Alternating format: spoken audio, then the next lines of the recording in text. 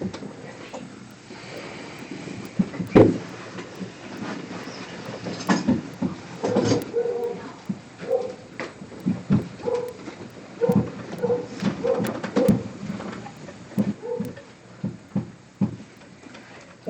welcome everybody. You can hear my voice is a little compromised this morning. I keep going in and out of some kind of weird laryngitis. Can you hear me? Okay. If I speak at this level, it's all right? Good, thanks.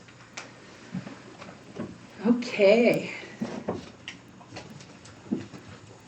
What are y'all doing here? That's my first question. Came to hear some good stuff. Well, we hope so. So let's sit quiet with that question. I'm looking around and seeing most people have been here before. Maybe one or two new people. Welcome, especially to you. Let's just sit in silence for a little bit. And really do think, why did I come here? And what are these conditions that I'm in right now?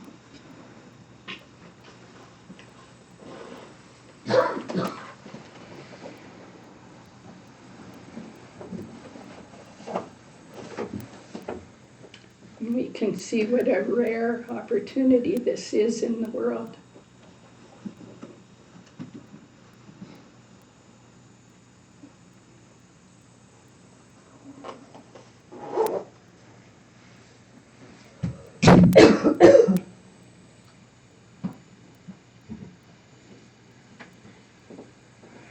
And what kind of intention can I set personally for this morning? Being with like-minded people, studying the Dharma, studying the Bodhisattva path in particular. Just find the deepest wish and motivation in your heart and respect it and nurture it.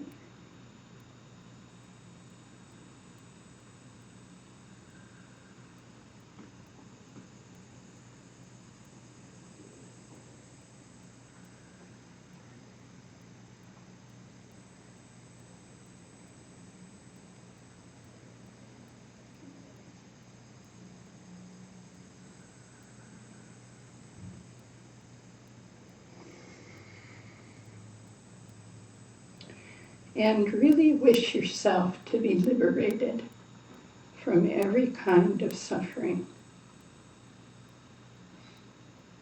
Just wish that so deeply for yourself.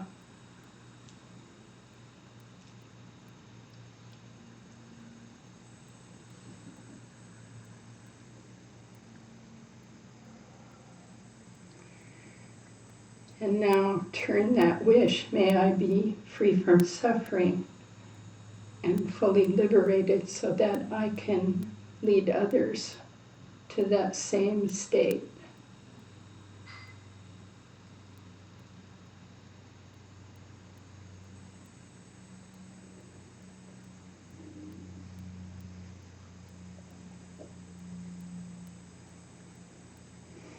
And now just sit, dropping all thought. Of course, it will come up again and again. Memories, planning, habitual ways of thinking, but simply let them go by like clouds in the sky and focus more on the space, the sky, the open, unobstructed nature of the mind.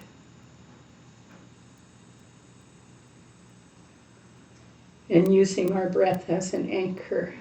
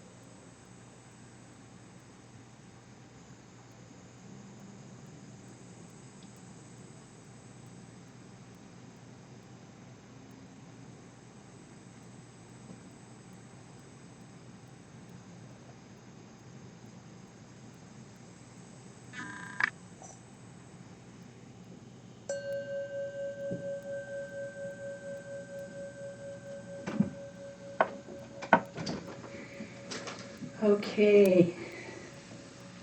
Well, thank you for being here. And thank you, Miriam, for streaming for us this morning, and all of you who are joining online. We're happy you're with us. Okay. Well, how to begin? I think I'll just start with reading the description that was online because it captures quite a bit of what we're going to be talking about. The 6 paramitas, perfections, generosity, ethics, patience, joy, zephyr, concentration, and wisdom. So you can hear, even as I describe them, they covered the whole path, zip, like that. But we're going to talk about something interesting about that to start with. So again, generosity, ethics, patience, joyous effort, concentration, and wisdom. And the way we'll approach these over the 3 Saturdays, it's this Saturday, 2 weeks, come to all or come to any, watch online, whatever you can. These are, of course, key to accomplishing the Mahayana Bodhisattva path. So what's a Bodhisattva? It tells you. Sattva is being, Bodhi is awakened. Bodhi is the same root word as Buddha. Buddha, Bodhi, wake, awake. So a Bodhisattva is simply an awakened being, which we would all like to be. Right? Why be asleep? Not so much fun. Okay, and the Mahayana path, I'll stop there and talk about. In essence, in Buddhism, there are 3 turnings of the wheel. How many people have heard that phrase before?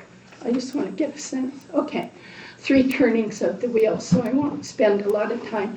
But there's the first turning, sometimes called Hinayana, which is actually a pejorative term because it means lower. So the people who actually achieve full awakening with that path don't appreciate that word. That's a Mahayana word for them. They might call themselves polypath, or Theravadan is included in that, or fundamental path, foundational path, the Eightfold Path.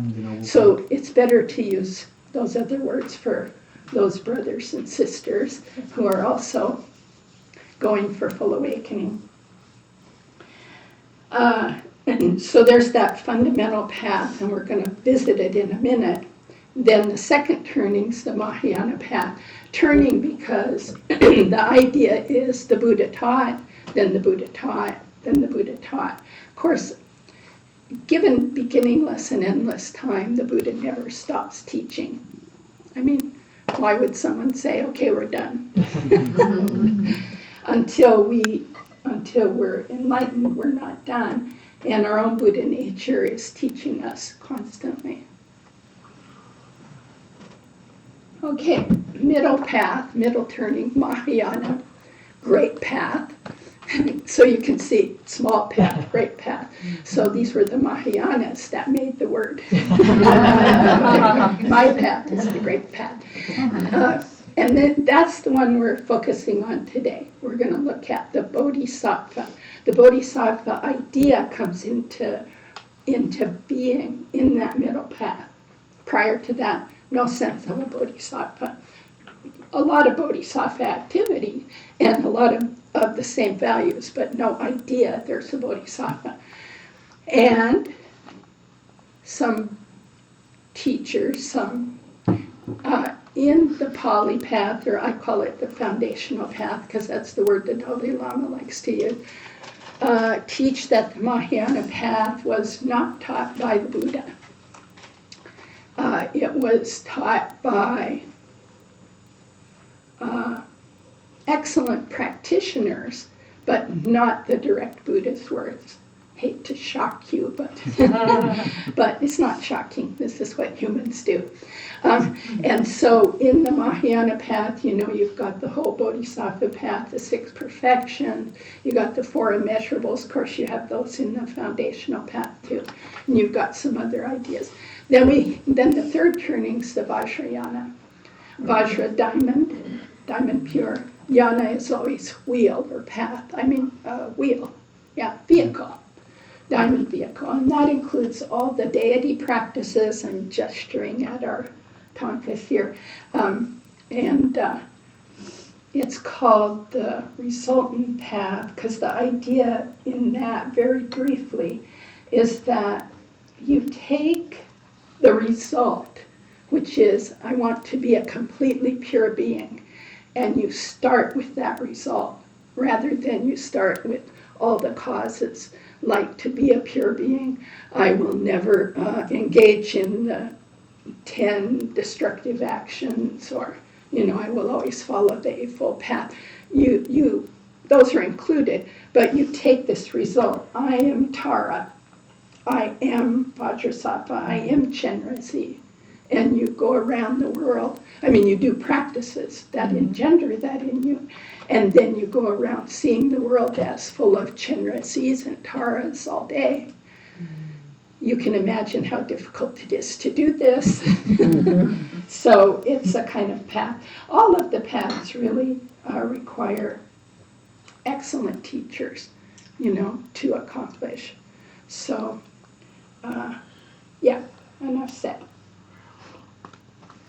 Okay, let's stop. Any questions there? Matthew? A quick little, you sort of, the quick little thing you said about I am Chenrezig.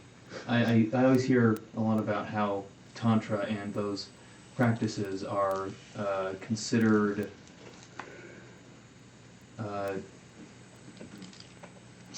easily misunderstood, and sort of when you say I am Chenrezig, there's from a conventional ego perspective that sounds very self-aggrandizing. Yeah. No, and I wonder, question. just really quickly, just had a quick little sort of like a little flash connection. Is that kind of where that danger lies? Is yes. that it sounds very ego-centered from a conventional standpoint? Yeah. The Vajrayana, there are all kinds of cautions toward it for that very reason. It can feed the ego, and you can get off into very dangerous places. So the caution is, first, don't go directly to Vajrayana. Number one, you have to understand the fundamental path and practice it. You have to understand and practice the Mahayana path. And it is based on those two, the success of actually being able to do it. And then you need to be this close to a spiritual guide, who you can meet with regularly, who can say, going haywire there, you're going haywire there. Mm-hmm. But at the same time,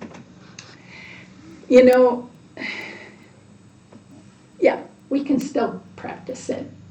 And we are only practicing, You're going to say something. I found that, reading about them from a conventional standpoint isn't necessarily super harmful. It can be confusing, but it can be very interesting and rewarding from just a thinking. Yeah. It gives us a lot of hope Mm-hmm. and encouragement and a new way to look at the world. I guess I've never really heard anyone specifically. I've always heard Lama Michael talk about when we bring up sort of those practices and kind of talk about how tricky they can be and sort of how they can be dangerous. But I never heard any specific sort of here is why they can be so dangerous. And hearing you say that kind of made me make that connection. Yeah, good. Anybody else? Okay, good. Okay. Now, the reason that the perfections have the word paramita in them, which is a Sanskrit word, is it's translated as transcendental perfection. We'll talk a little bit later what the perfection part is, but the transcendental literally means go to the other side, transcend. That's always a reference to one of two things. Well, they're the same thing. Nirvana perfect peace, or the ultimate truth. So the ultimate truth, of course, we'll touch on much more in the wisdom part on the third Saturday. But the idea is not an idea. The reality is that everything is so utterly interconnected that it is empty of being separate. However, we go around all day feeling separate, experiencing separate, seeing separate, smelling separate, touching separate, thinking about separate. So that's the conventional truth, the appearance. The emptiness and the appearance are never without one another. There's no appearance without emptiness. Because how could anything arise if it was solidly separate? If this cushion, the way it looks to me, it's a cushion. It's solidly separate right there. It just appears, has cushionedness. There's cushionedness in there. And that's how it appears. But if it existed in that separate way, it couldn't come into being. Make sense? Because how does a cushion come into being? There's so many things in there. We could spend the rest of the 3 hours exploring them. Cloth, cotton. Well, cotton requires a field. Oh, that requires seeds. Oh, that requires some person who saved seeds. And then that requires sun and rain and ground and the grandparents of that person, the great-grandparents. Then there's the people who sewed it, the threads, the dye, the person who brought it here. You know, I mean, it's just endless. It's literally endless. You cannot find the beginning of that cushion. Cannot find. But that's not what it looks like to me. It's just a cushion, you know. And it becomes more important if it's my cushion. Right now it says KCC on there. So you see those little letters? KCC. I don't care so much. Hey, have it, Marcy. Take it home. But if it's Zopa's cushion, now there's something added to all that. And that's our difficulty. And that's what the 6 perfections begin to address in a very practical way. Very practical way. Okay? So we will go farther into that transcendental part, but yeah, we'll see how much comes up today. Okay. So the purpose of the 6 perfections, which I'll call perfections, that's the way I grew up with them, not paramitas, but we'll talk about why that word too, is to overcome destructive emotions. Okay? How many have destructive emotions? Yeah, we all have destructive emotions. We're human beings. We're deluded beings because we think that's separate.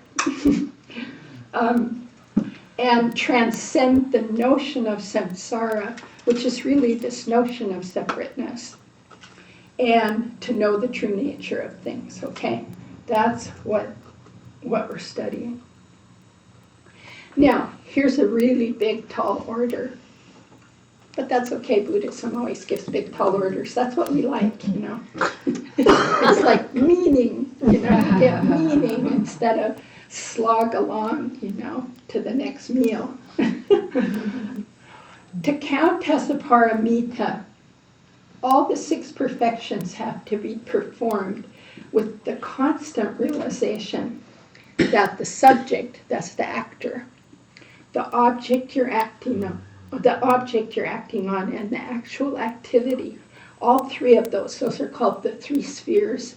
When you read, you'll often run into the 3 spheres. So it's the actor, the action, and the object. All of those are completely devoid of any true existence, which is just another phrase for separateness. Making sense? Okay. Whenever it doesn't make sense, put your hand up because we don't have to hurry through this. And when I say make sense, we're only trying right now for conceptual sense, you know, just does the idea kind of make sense to you? Experientially is where we'll have to get it someday. That generally comes in very long retreats with excellent teachers, you know. So don't expect that and then feel discouraged, you know. It's just we don't have the conditions.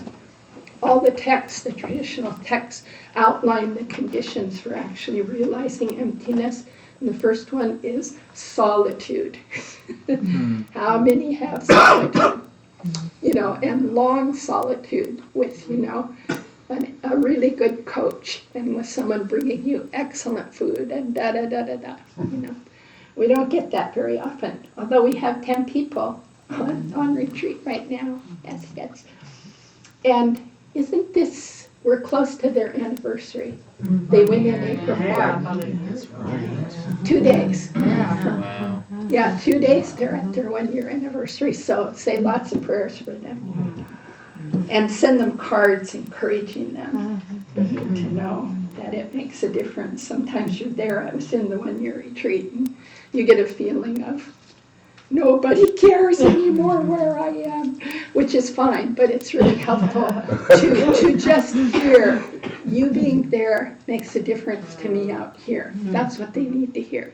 Nothing fancy and no gossip and no, please don't send them news about the world, but because that pulls them off. But just cards that say you being there really helps me being out here. Mary? This is a really quick question, and just because I won't forget to ask you this. So the kids drew some pictures and stuff that we were going to send out there to them. Is that an okay thing? They're just like pictures of animals and sunshine and trees. Sure. Yeah, any uplifting thing. I think Yeah. when I was there, the kind of cards that caused us to get all whirligig were things, you know, about news and gossip. We knew who to pray for. That was good. You know, pray for this person. They're sick. That's good. But nothing beyond that. But it's really, the most uplifting was to hear, gee, I know you're there. It's really helping my practice that you are. Because when I got those, I used to get serious, like, okay. Yeah. Again, interconnected. Okay, where are we here? Yeah, Miriam. Okay, I'm assuming that you're going to go into more detail about, but I didn't quite get the statement.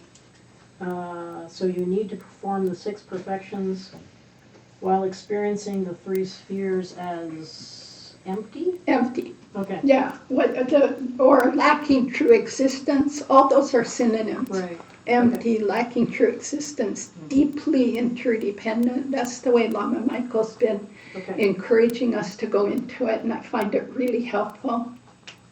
The word empty is a problem for Westerners. It sounds like a void. Yeah. I'm really actually glad they switched from void to emptiness, because for a while when I would read it would be void, and that made no sense. Yeah, I mean, it just makes us depressed, and we tend towards depression anyway. So we're either manic or depressed, but you know, I've been talking us the whole culture, you know. Forget if you have the personal diagnosis. I mean, we could put us all on the continuum, and you know, the culture is that way. So it's not a helpful word, you know, empty. The void. So then we avoid the concept, and then we do have to get this concept conceptually, and then let go of that and practice, you know, without so much conceptual mind. Okay. So this realization that the 3 spheres, I'll just use that shorthand, subject, object, activity, the 3 spheres, knowing that these are devoid of true existence is pretty tough. In other words, you have to understand emptiness conceptually and have some realization of it. So while these are easy to say, generosity, patience, ethics, etc., easy to say, and they're fairly easy to practice on a conventional level. So I might give Marcy this cup because I like her. She's my friend. I want her to have something nice. Generosity, okay?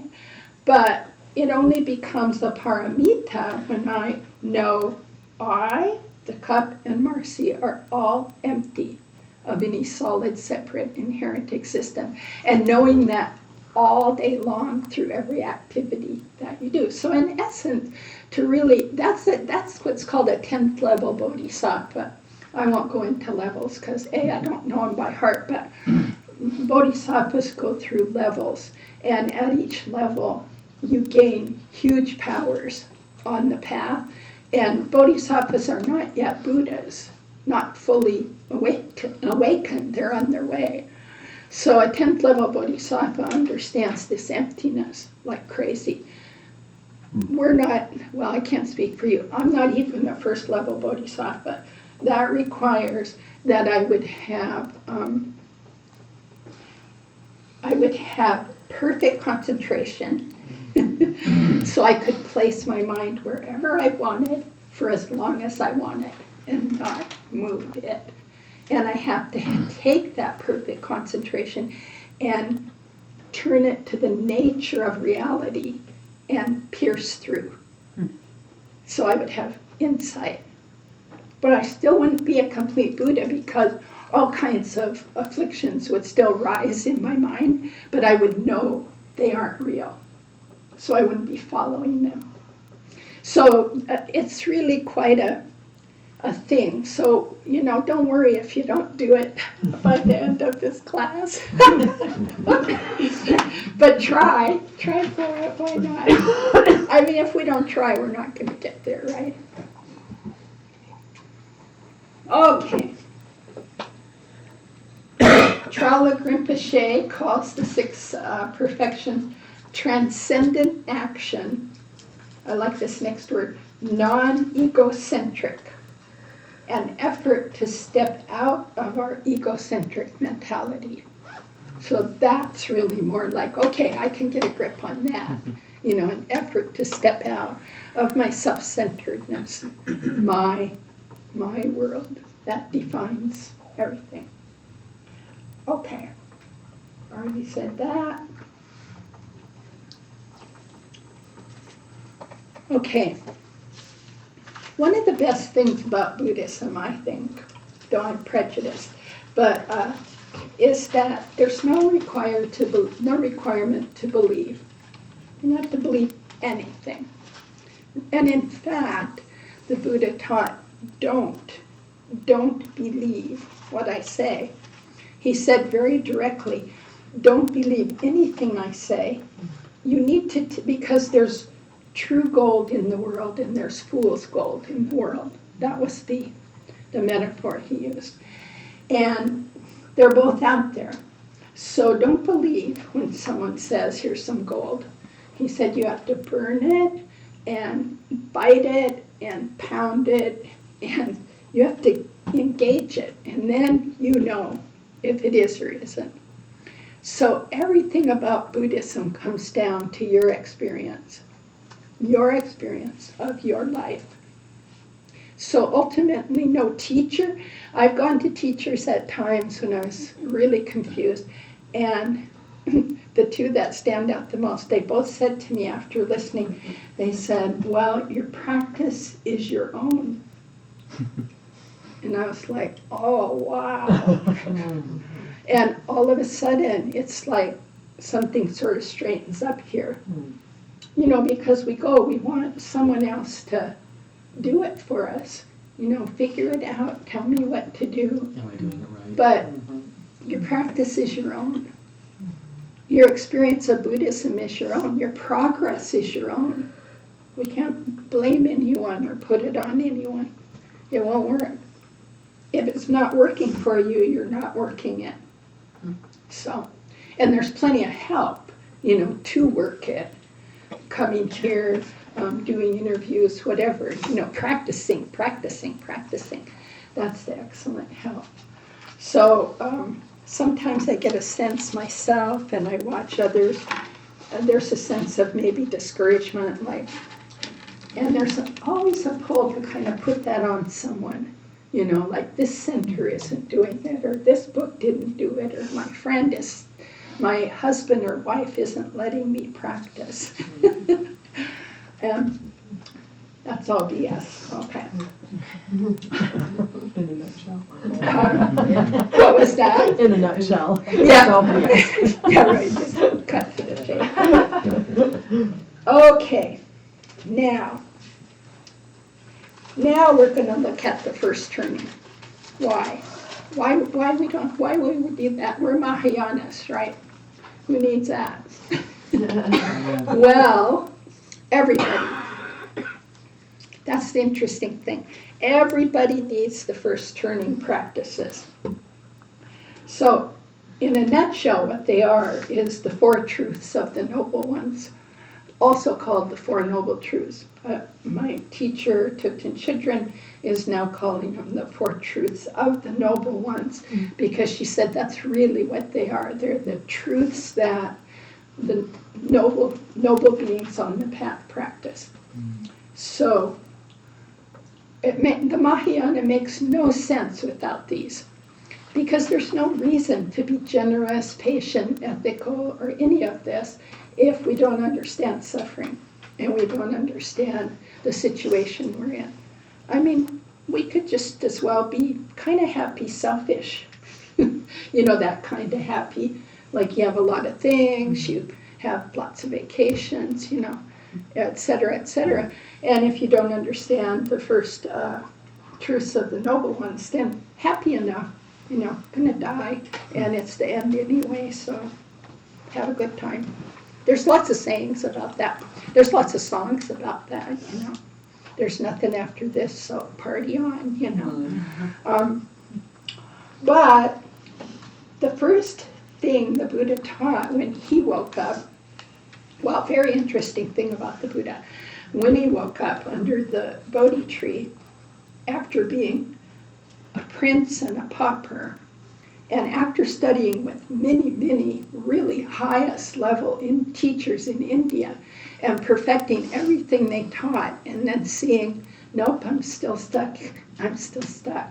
So he kept going, and his own awakening, he didn't want to teach. He didn't want to tell anyone.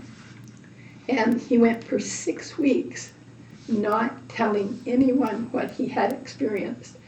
And the story goes that he felt no one would understand, and they would think he was nuts, basically, to say, you know what, all this isn't real.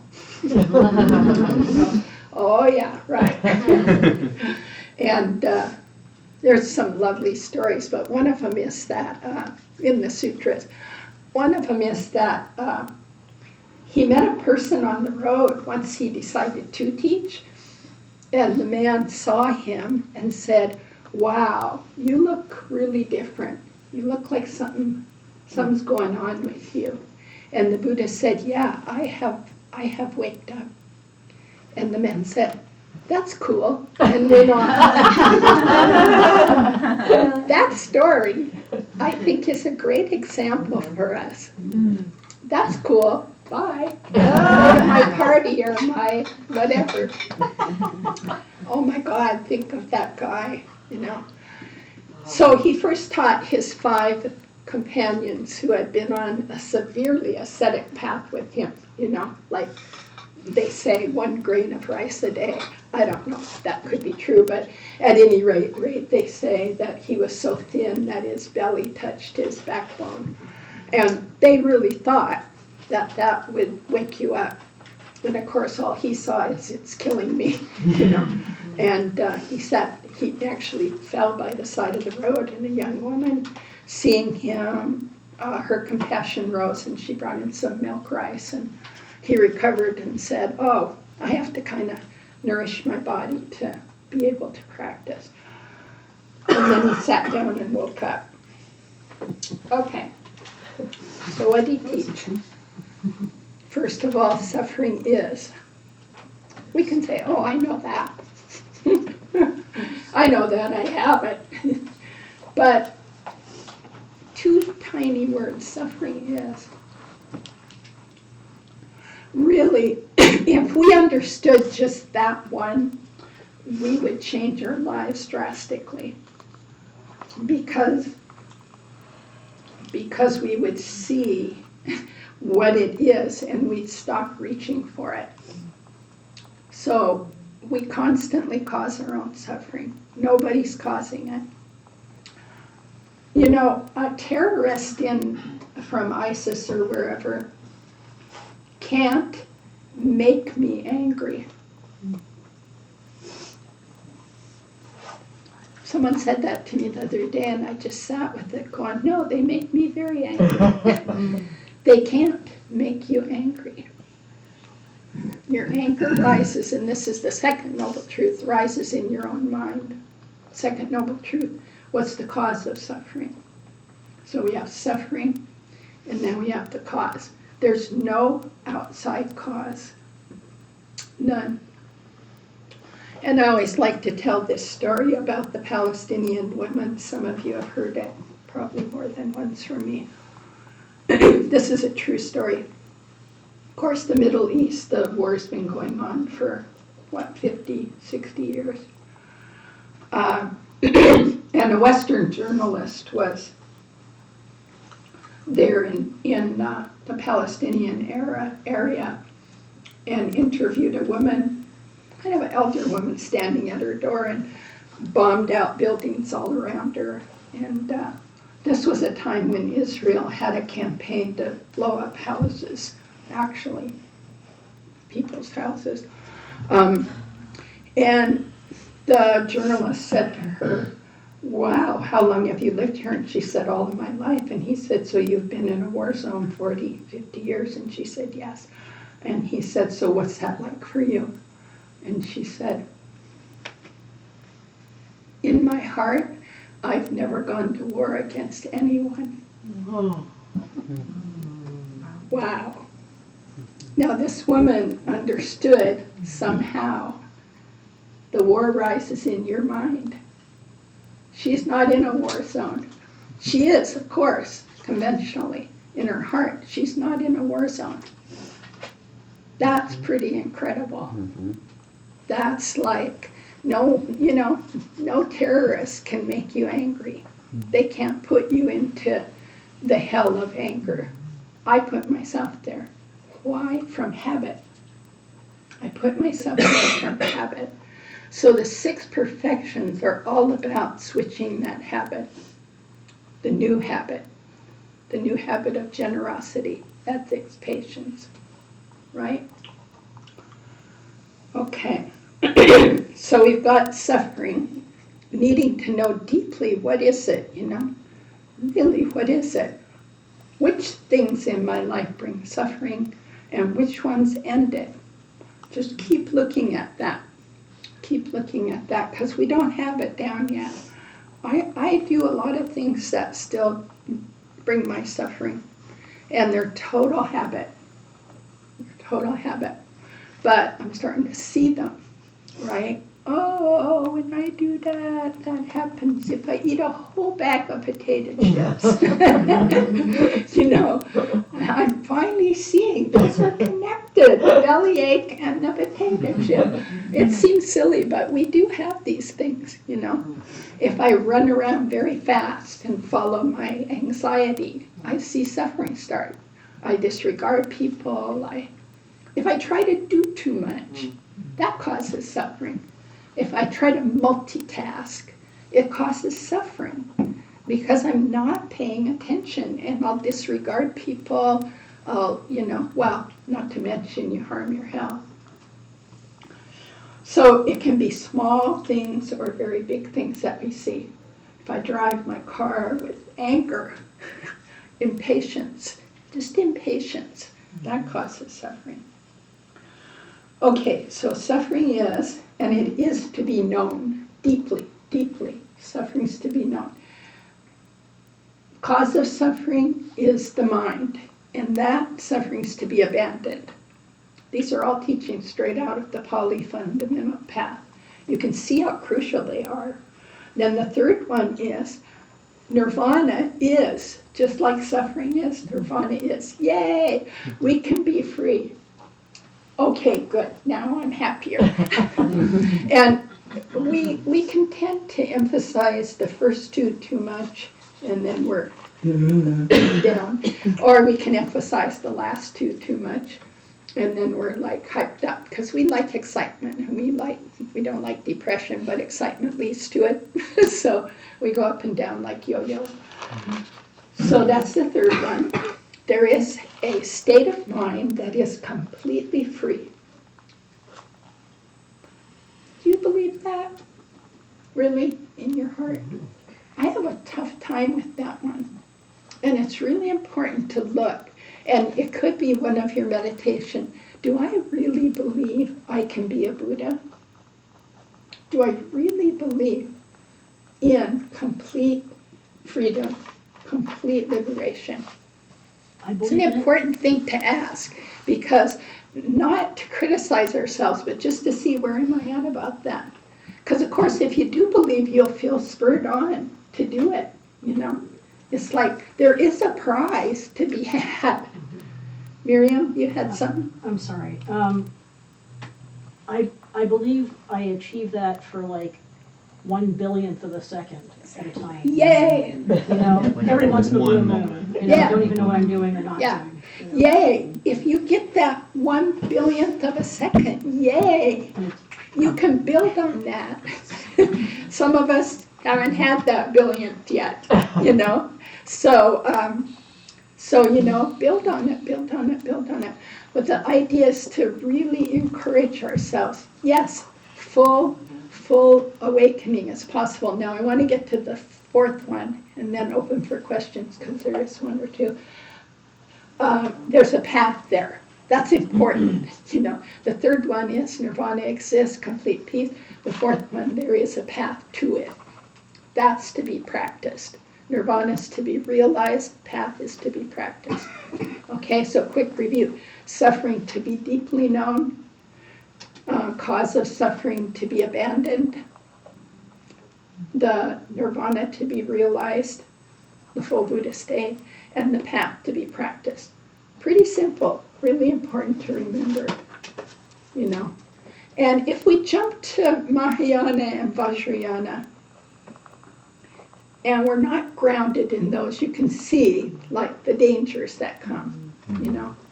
It's like, well, I don't even know why I'm being a deity, but I really like it, it's cool. And whereas if it's grounded in, you know, I don't want to suffer anymore, I want to lead others out of suffering, is this a path that could do that quickly? Maybe. It's not for everyone. Anywhere on these paths of these three turnings, by the way, I believe, and it is taught, that, well, it's just a truth. It doesn't matter if I believe it. It's a truth that there are realized masters from every one of these three turnings. There are fully realized masters. Ajahn Chah, you know, first turning master, a fully realized Buddha, you know. I mean, so it's not like this kind of thing like we have in the U.S., like competition, like third turning's best, you know. Yeah. So go there. Yeah. Okay, questions? Yeah, Mary. Well, when I think about whether I think I will be a Buddha at some point, my first response is, well, yes, I think that. But then if I think about it more, it's like, well, I think, well, maybe not this lifetime, but, you know, maybe the next one, and maybe if not the next one, maybe one after that. So I feel like I'm kind of being sneaky, you know. Deferring. Yeah. Well, what does that do to your practice?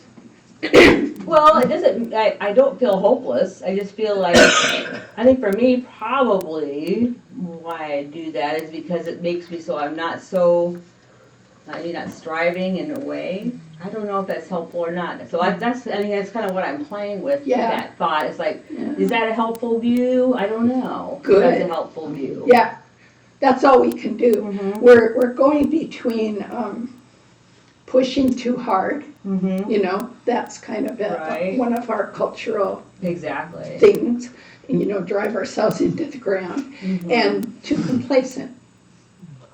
And everyone, even not U.S. culture, has to work between those. Mhm. There's quite a bit of writing about that, you know. And we'll talk more about that when we hit joyous effort, you know, which is one of the 6 perfections, joyous effort. So effort with joy in it. That's really interesting for us as Westerners. We can get very effortful, you know, plodding along, or I'm going to beat everybody. And those don't have joy in them, you know. The joy of the Dharma that comes from, like I was saying, a billionth of a flash of a second, yay, you know. Really, we need to respect our path more, our efforts. I think we don't. I'm speaking of myself, but I've talked with a lot of people too. I tend not to celebrate what I've already done, even to acknowledge it, you know, even to acknowledge it and say, good on me, I did that. You're here right now. That's marvelous. I'm not being like puffing it up. It's just a really good thing. And saying, I did a really good thing today. I'm doing something really good right now. We have a hard time owning that because generally I think the habit is, okay, that's done, now next thing. Okay, that's done, now next thing. We really have that. And we don't stop and go, wow, I really want to rejoice. The other thing is the teachings are about that joy. This is kind of funny. I guess I see how it works in the mind. If you do something good, it has its own energy. If you rejoice in it, that builds that energy. So in a certain way, we're kind of missing an opportunity, you know, by not rejoicing, you know. There's more that could be. What's that? There's more benefit that could come from that single accomplishment. Yeah, exactly. Instead of check that off the list and move on. Yeah. And yeah, I think I can see that in the mind, you know, when I think back to things I've done, and especially with the Dharma, and then say, wow, I'm really glad I did that. You know, instead of, oh, that's gone, my 1-year retreat's gone, you know, or what's next. Those are the 2 habits I have. That's not here, so then I'm kind of bummed. Or what's next? And I'm kind of ticking things off. Instead, something in the middle of, I did that, and that was a good thing in the world. Make sense? Okay. Yeah, so much. So I just want to comment. You know, I was introduced to the 4 Noble Truths when I was in grade 4.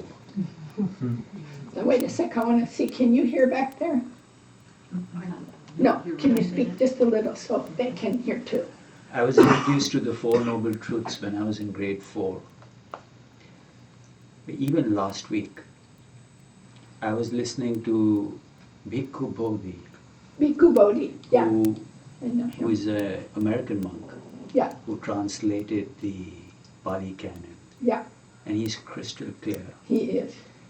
And in one of his teachings, he was saying, the Buddha repeatedly said that beings go through rounds of suffering and lives, eon after eon, because the truths are not penetrated Yeah, and known. yeah, thank you.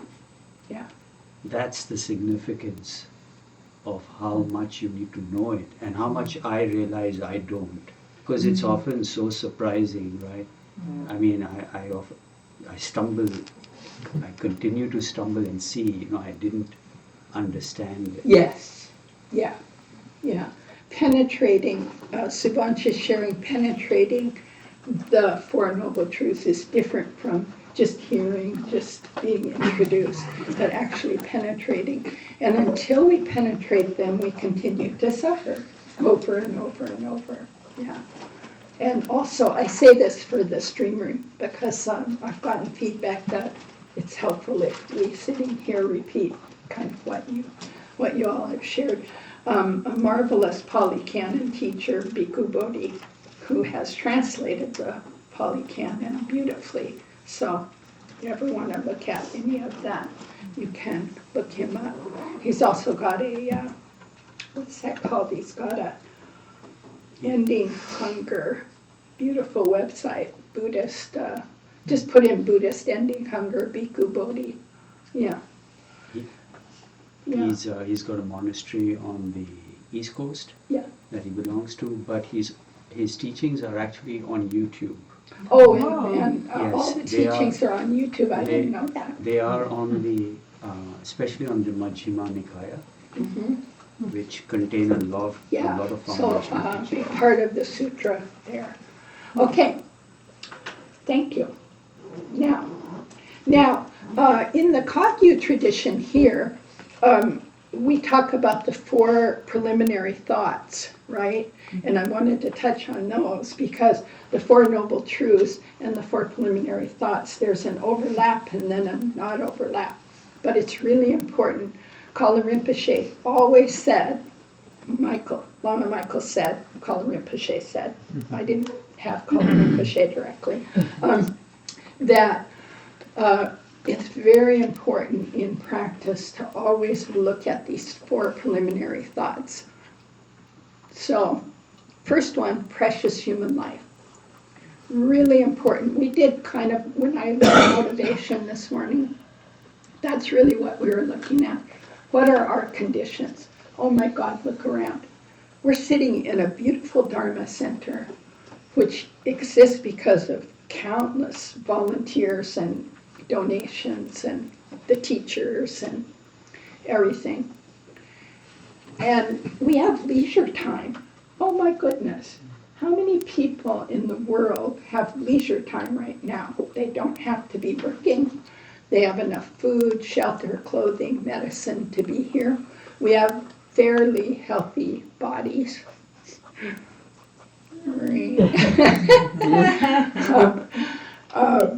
As I hit 68 and a half, I'm really noticing. But healthy for the moment, well enough with the 5 faculties going, good enough. That in itself, if you put all the people in the world in a big, pile, everyone who has to work probably reduces it by more than half, who has to work constantly to just feed children, etc. Then how many of those left have basic health? Bunch more are gone. How many are introduced to the Dharma? Bunch more are gone. How many have the interest, energy, etc. to practice? Bunch more are gone. Even of those, how many have met authentic teachers who can actually teach them the Dharma? Bunch more are gone. We're in a teeny tiny, amazing group. Not to puff our egos up, because we earned it. That's a really important thing, and not to castigate anyone, well, they didn't earn it. It's just karma. But each person here has practiced probably for many lifetimes to be here. I can't say that for sure, but this kind of karma doesn't just come from nowhere, And if you look at your past life of this life, I certainly didn't earn this. In my 20s and 30s, it was party hardy. I wasn't earning any kind of dharma, Probably lucky to be here. So it must have been some past life. But, that makes it really, the point of the meditation on precious human life is to really be happy with what we have. And to feel encouraged to use it well. Like, wow, I shouldn't waste this. This probably doesn't come around so easily. So I don't want to waste it. And you especially don't want to waste it because all these beings are suffering. And if I waste it, I'm just abandoning them. That is the opposite of bodhisattva path. One of the bodhisattva's precepts is never to abandon others. So we don't leave our mothers in hell realms or, wherever. Just saying, don't have time for you right now. Although in a certain way we do that, not to scold us, but again, to look at the truth. Okay, so precious human life, then death. really important to meditate on death. When I was living at the Sravasti Abbey, I was learning about the nuns' clothing. And the Tibetan nuns wear this little danka, it's a little shirt. And it has these points that are in front and back. It's a blouse, basically, these points in front and back. You don't always see it because they're Zen, they're robe things over it. But I was asking, well, what are these little points? Because everything has a meaning. It's not to look cute. And these are the claws of the Lord of Death, or the teeth of the Lord of Death, front and back. So you put your danka on every morning and say, I'm held in the claws and teeth of the Lord of Death. And he could close his mouth today. Yeah, every single piece of clothing is like that. It's so beautiful. So when they dress, it's a total meditation, you know. So I try and think of that. Oh, yeah, the claws of the Lord of Death. And we don't have the wheel of life in here. Oh, is But- that the Yama with like his Yeah, with his like yeah, the claws whole going wheel over of it? life, and you'll see many Buddhist places. It's somewhere around this It's house. not- Yeah, I've seen it somewhere. But the whole Lord of Death's holding the whole thing with the teeth, and that's to remind us any moment can shed. So as the saying goes, death is certain, time of death uncertain. Babies die, teenagers die, kids die, old people die. We all most of us have a thing. I have it too. Like, oh, maybe I have 20 more years. God, I'd have to be 88. I don't know if I'll make it that long. My mom made it to almost 102, but that was my mom.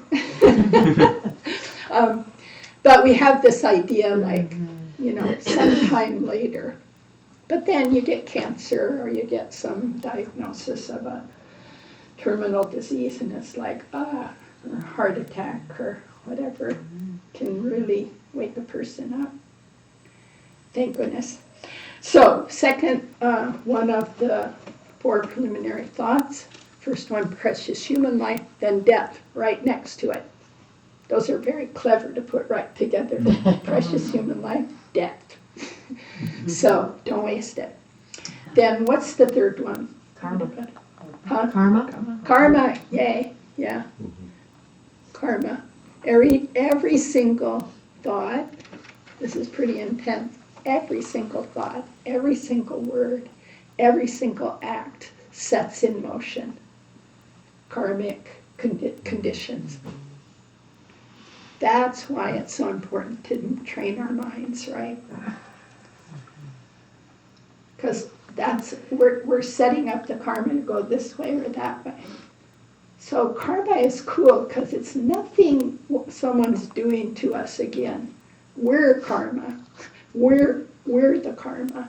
And karma is positive, neutral, and negative. Negative meaning towards suffering, positive towards not suffering. Neutral, like sleep, can be neutral, depending on what your mind's doing. But just to know that every single thing I do, say, or think is setting out a ripple, So when I think a good thought, or I think I'm here studying Dharma, it's sending out incredible positive ripples, And then the last one is the faults of samsara, it's called. But in essence, it comes down to there's nothing here that's going to end suffering. Nothing here, meaning it's not a place.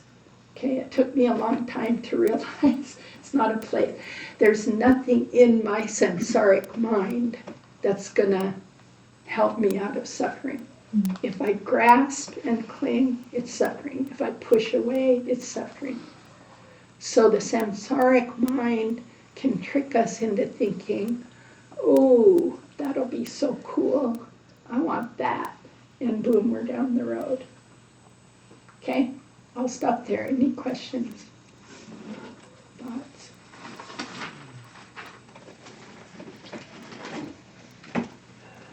Okay. Okay, let's see, where did I want to go next?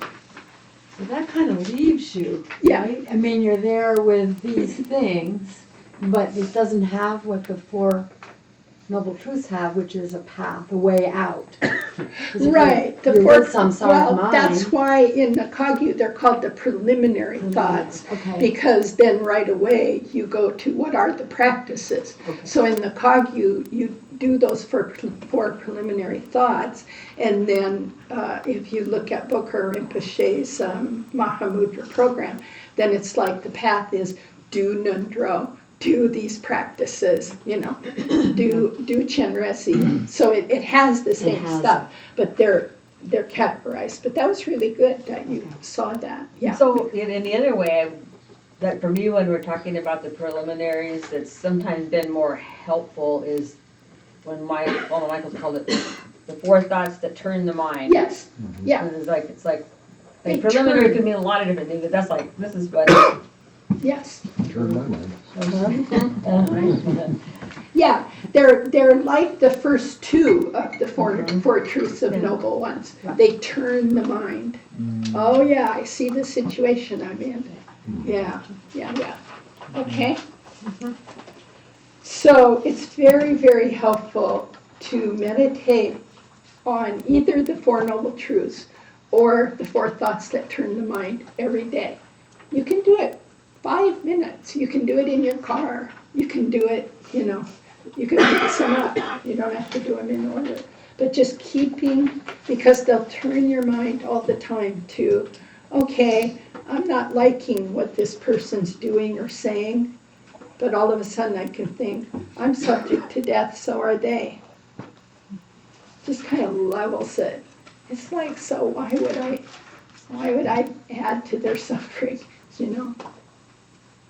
We're just in a boat and we're all gonna die. Can't we just get along? So it really, these things help. We'll take a break in about 10 minutes if people are okay. Going 10 minutes more. Okay. All right. Now. Okay, yeah, these other two. Okay. So now we see the importance of what's called the three jewels, right? We're in a jam here. It's a funny word because jam is kind of nice, but they don't mean that kind of jam. They don't mean like jelly jam. Log jam. Yeah, a log jam. We're in a jam here. So this leads us to refuge, refuge, refuge. That's the point of the Four Noble Truths. The point of the turning the mind is, oh, I'm in dire straits. Where can I turn? So I turn to reading a novel in bed and eating crackers. It's my little favorite thing to do. And my covers and my nice light and quiet in my room and shut the door. And that's fine. But, really, there's nothing in there that's going to save me. I've read hundreds of novels looking for the answer, and those are just written by confused beings like myself. So, okay. But it's fine. Something to relax with is good. Anyway, that's not going to get me out of the jam. So we have to watch what we take refuge in. Venerable Children has this great prayer that goes, in the past I've taken refuge in relationships, work, food, money, sex, music. She has this long list. What I have taken refuge in. And then you just sit. How's that been going? How's that been going for you? My family. I take refuge in my family. That's really popular in the U.S. Your family, it's great. Your family's wonderful, but they're just other confused, suffering beings. So we need to take refuge in something else. So we take refuge in the Buddha, who woke up We take refuge in the Dharma, the path. He said this is how you do it. And we take refuge in the Sangha. Sangha has 3 levels. We take refuge in our lay Sangha because, hey, just like this, we're having fun learning Dharma together, or we're relaxing learning Dharma together. We take refuge in that level of Sangha, or lay Sangha, the people out on retreat. I take a lot of refuge in their determination to be free. My God, to give your worldly life up for 3 years, I got up out of that. They're just like me, and they did that, and it was hard for them. And it still is, I'm sure, each day in some way. So we take refuge in our lay Sangha. We take refuge in the monastic Sangha who have decided to live that way all of their lives. They, no worldly whatevers, cut your hair off, wear the same clothes every day, study, practice, serve, period. And we take refuge in the highest level Sangha, which is the Arya Sangha. That is those beings who have realized emptiness. The Bodhisattvas and Buddhas. That's the truest refuge, the Arya Sangha. Because if no one had ever realized it, we couldn't even talk about it, right? They had to realize it and teach it. So that's the truest refuge. But the others, it's really important. It's really important to have a lay Sangha, right? And we cherish all 3 levels. Okay, now, right before break, I want to talk about the 8 worldly concerns, because we're still here.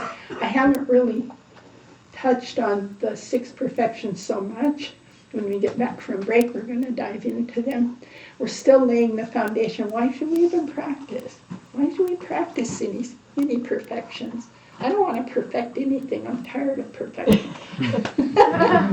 But it's a different meaning of perfection. So what do we spend our time about 100% of the time, at least I'm talking about me, are what's called the 8 worldly concerns. How many people have heard about these? It's fine if you haven't, so about half. Okay, you may have a different word too. I found when I moved from Gelug land to Kagyu land, I had to constantly go, oh, that's that, oh, that's that, oh, that's that, but the word's different, So the 8 worldly concerns are what we generally, in our suffering samsaric mind, spend 100% of our time on. Here's what they are. They come in 4 pairs. First pair, my gain, my loss. I want to gain things all day. I want snack, lunch, tea for me. My gain. I worry if, someone broke into the car out there, the KCC little red mobile that Susan donated. Someone smashed the window. I don't like that loss, I don't like it. And if it would have been my car and not KCC's, I might even feel more like I don't like it. But so gain and loss, first pair. And the key word is my gain, my loss. That's what we spend our time on. And just watch. It's no blame. We're trying to just diagnose the problem here. If we don't get a good diagnosis, we won't get the right medicine. So the second one is my pain, my pleasure. My pain, my pleasure. I want to be comfortable all day long. So if it's too hot in the room, I turn the heat down. The heck with you. If it's too cold in the room, I turn the heat up. The heck with you. A lot of this could go into nonviolent communication. I'm looking at Linda like, well, what about bargaining? But if we're really stuck on me, I, mine, no bargaining. We've all done this or experienced it. So we've got gain and loss, pain and pleasure. The next 2 are really juicy. Those are 2, but praise and blame. My praise, my blame. I hate to be blamed. I hate even the smell of blame. I hate it when someone even gives me a look of blame, and I love praise. I love it. Please praise me for today. But actually don't, because I don't want to build up any crazy ego stuff. I'm only teaching what my teachers have told me. I'm not trying to be extra whatever here. It's just truth. I knew none of this, believe me, and I hardly know it now. I know it a little better than I used to. So praise and blame, and the fourth one is closely connected but different, good and bad reputation. Praise and blame is more direct towards you. Good and bad reputation is what others say about you. I want a really good reputation. So when you leave, tell everybody to come next time, and it was excellent because of Zopa. Not because of the teachings, it was all about Zopa. And do not spread anything about my reputation that you don't like. Okay? So you see, I'm just acting out the self, the self, the self. It's all about me. You know, there's the joke, you know, I talk for an hour about me. Then I say, but what about you? What do you think of me? And that's what self-centeredness does all day, you know. And yeah, we're caught in it. Can't see outside of it.